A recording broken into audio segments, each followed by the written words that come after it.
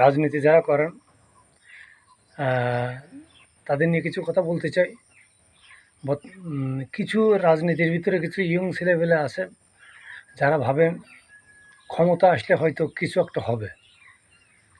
আর যারা মূলত রাজনীতি করেন, পলিটিশিয়ান, তাদের হিসাব কিতাব আলাদা।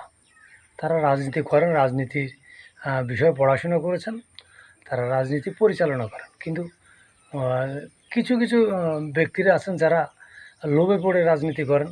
হয়তো রাজনীতি করতে বা তার যে শ্রম, হয়তো ক্ষমতা আসলে সে মোটা অঙ্কের কিছু পাবেন, এ ধরনের কিছু আশা তাদের মধ্যে থেকে থাকে।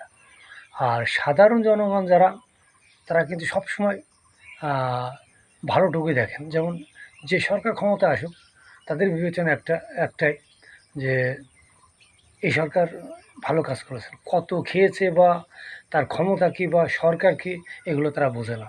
যেমন আমি আমার কথা বলি, আমি কিন্তু কোনো রাজনীতির সাথে জড়িত নই।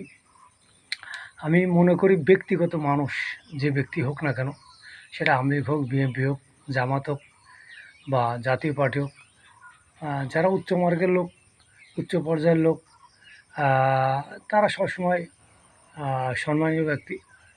আর ব্যক্তিগত বলতে আমি এটাই বোঝালাম যে আমরা কি বুঝি, আমরা শুধু বুঝি এই মানুষটা ভালো, এই মানুষটা ভালো না। আসলে সে কতটুকু ভালো বা কতটুকু খারাপ, তার যোগ্যতার মাপকাঠি বোঝার ক্ষমতা আমাদের মতো যারা সাধারণ জনগণ, তাদের কিন্তু নেই।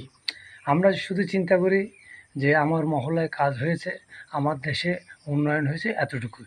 কিন্তু এর বাইরে তার যে যোগ্যতা বা তার যে অভিজ্ঞতা, সেটা বোঝার ক্ষমতা আমাদের মতো সাধারণ জনগণের পক্ষে কখনো বোঝা সেটা সম্ভব নয়।